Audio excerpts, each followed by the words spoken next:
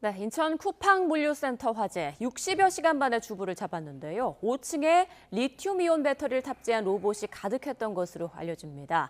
자칫 더 큰 화재로 이어질 가능성이 있었는데 이 내용과 함께 비 피해 소식 또 대비 방안까지 짚어보겠습니다. 이영주 경일대 소방방재학과 교수 나오셨습니다. 안녕하십니까? 네, 안녕하십니까? 네. 자, 인천 쿠팡물류센터 화재부터 좀 보겠습니다. 화재가 발생한 지 61시간 만인 어젯밤 8시쯤 이제 초진이 됐다라는 소식이 전해졌는데 꽤 오랜 시간이 걸렸어요. 네, 맞습니다. 많은 분들께서 아시다시피 화재가 발생한 이후에 거의 60시간 이상 화재가 지속됐다라는 점에서는 상당히 좀 오랜 시간이 걸렸다 이렇게 볼 수도 있는데요. 또 한편으로는 최초의 화재가 발생한 현장, 한마디로 이 물류창고의 6층 부분에 접근이 굉장히 어려워서 적극적인 소방 활동이라든지 진압이 이루어지지 못하는 상황에서 길어진 상황이기 때문에요. 그나마 어저께 저녁 8시쯤 이렇게 이제 초진이 됐다라는 이 상황들은 그나마 다행이지 않나 싶거든요. 사실 저도 어저께 낮 시간대에 진압되는 상황들만 봤을 때는 사실은 오늘까지도 사실은 진압이 되기 어려울 수도 있겠다 이렇게 생각을 했었는데요. 다행스럽게 어젯밤에 초진이 됐다고는 하는데 사실 초진이 됐다고 해서 사실 화재 상황이 종료된 상황은 아니거든요. 어제 밤 사이에 계속 아마 잔불 작업이라든지 잔불 진화라는 이런 것들을 했을 텐데 그럼에도 불구하고 이 안에 이제 연소된 부분들이라든지 또 가연물들이 워낙 많았던 공간이기 때문에 사실 이제 잔불 정리까지 완벽하게 다 정리가 되는 데까지는 사실 하루 이틀 정도 더 필요한 상황일 수도 있습니다. 네, 어제 종일 인천 지역에 비가 오락가락했고 밤 사이에는 또 큰 비가 내리기도 했는데 비가 진화에 좀 도움을 줬을까요?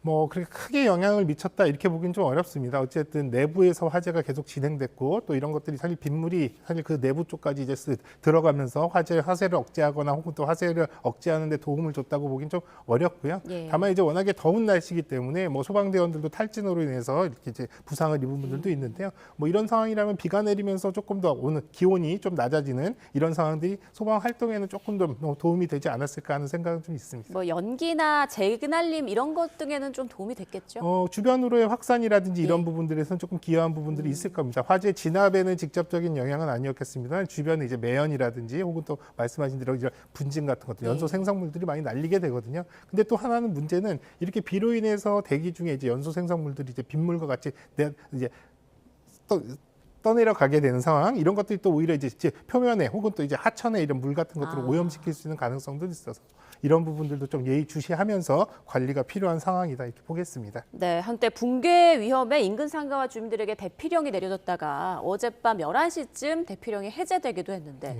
자, 그런데 이제 비가 수도권에 워낙 강하게 내렸다 보니까 불씨는 잡을 수 있을지 몰라도 붕괴 위험은 더 가중되는 거 아닌가 이런 우려도 들더라고요. 어떤가요? 실제적으로 뭐 한때 진압 과정에서 어제 그제 이렇게 붕괴 우려 때문에 일부 또 철수도 하기도 했고 또 이렇게 대피령도 내려지긴 했는데요. 지금 현재로서는 건물이 전면적으로 붕괴되는 이런 상황들이 발생할 가능성은 뭐 그렇게 높지 않다 이렇게 보시면 될 것 같습니다.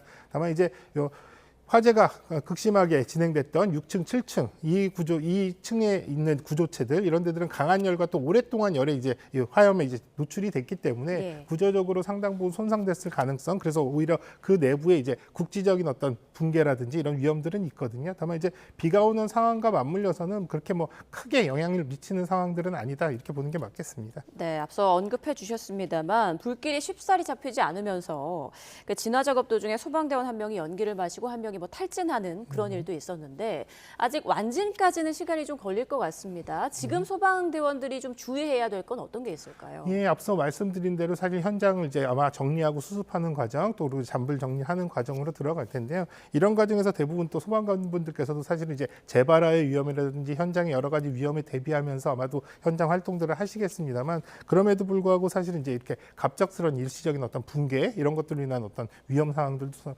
공존을 하고 있고요.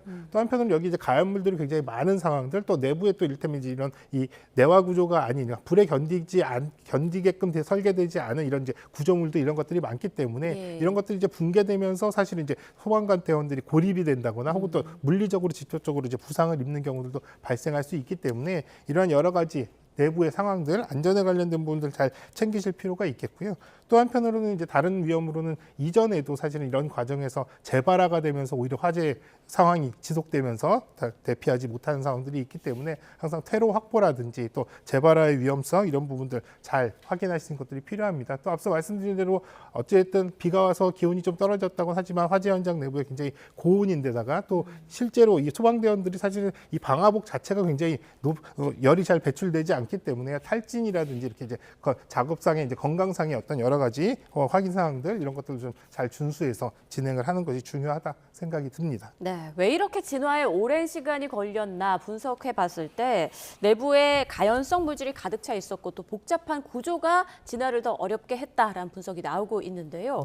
이런 상황에 있는 물류센터들이 상당히 많을 것 같거든요. 닮은 꼴 사고들이 언제든 또 발생할 수 있지 않을까요? 네, 지금 뭐 많이 지적되고 있는 가연물이 굉장히 많다. 또 그런 가연물의 적치 때문에 내부 공간이 굉장히 복잡하다. 또 이를테면 또 외부에 개구부가 상대적으로 적어서 연기라든지 화염이 그 안에 축적되면서 더 화재가 확산도 빠르고 위험하다라고 하는 것들은 사실 물류창고, 대형 물류창고의 이런 변수가 아니라 거의 상수라고 보시면 되거든요. 예. 그러니까 이런 위험들은 사실은 꼭 이번 화재가 아니더라도 대형 물류창고에서 가지고 있는 어떻게 보면 사실 어쩔 수 없이 또 이러한 용도의 가지고 있을 수 있는 특성이라고 볼 수도 있는데요. 어쨌든 이러한 요인들이 화재가 발생했을 때 굉장히 치명적으로 또 큰 피해로 유발될 수 있는 이런 상황들이 되기 때문에 이러한 부분들에 대한 이전까지도 사실 대형 물류창고의 화재들이 발생하면서 그 안에 여러 가지 시설적인 보안이나 또 관리적인 측면들은 강화돼 왔지만 이번 화재를 또 다시 한번 복귀하면서 조금 더 부족한 부분들은 없는지 또 그렇다면 개선이 필요한 부분들은 없는지를 좀 다시 한번 좀 들여다봐야 되는 상황입니다. 네, 5년 전 발생한 이천 쿠팡 물류센터 화재와 이번 화재 많이 비교가 되곤 하는데 당시 소방관 한 명이 순직하는 안타까운 또 인명 피해도 있었습니다.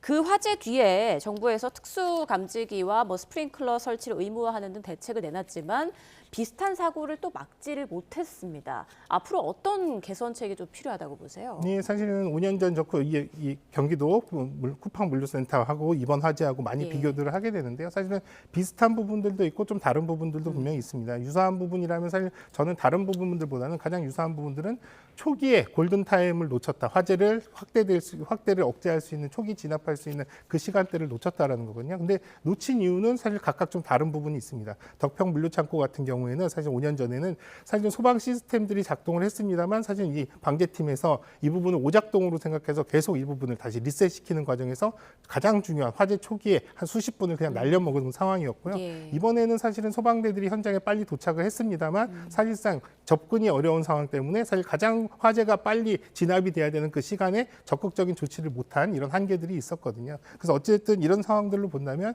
초기 대응이 정확하게 이루어지지 못해서 화재가 이미 확산돼 버린다면 사실은 방법은 없다 이렇게 볼 수밖에 없거든요. 그래서 이러한 공통점들이 있는 반면에 또 다른 한편으로는 실제로 이번 화재 같은 경우는 6층, 7층에서 한 3일 정도 계속 화재가 진행됐음에도 불구하고 사실은 다른 층으로의 연소 확대가 굉장히 빠르거나 건물 전체로의 확대가 이루어지지 않은 점은 그간의 여러 가지 건축적인 부분, 건축 재료적인 기준의 강화라든지 또 시설적인 강화가 어느 정도 더 기능을 했다라고 볼 수도 있습니다. 어쨌든 이제 이러한 여러 가지 절차들 과정들 중에서도요. 사실 뭐 소방 시설들을 얼마나 더 강화하느냐라고 하는 관점들도 중요하지만 어쨌든 초기 대응 체계라든지 또 소방 활동을 어떻게든 확보해 줄 수 있는 여건들을 마련해 주는 것들 이런 부분들이 조금 더 집중해야 되는 상황이 아닌가 싶습니다. 네, 이번에 6층에서 난 불이 순식간에 7층으로 번졌는데 아마 저층에서 불이 났을 경우에는 엄청난 피해가 발생했을 거다 이런 얘기가 나오더라고요. 그럴 가능성도 충분히 있는데요. 대부분 이제 화재는 상층부로 연소 확대, 한마디로 아래층에서 위쪽으로 확대되는 속도들이 훨씬 빠르기 때문에 네. 그러한 과정으로 본다면 하부층에서 됐을 때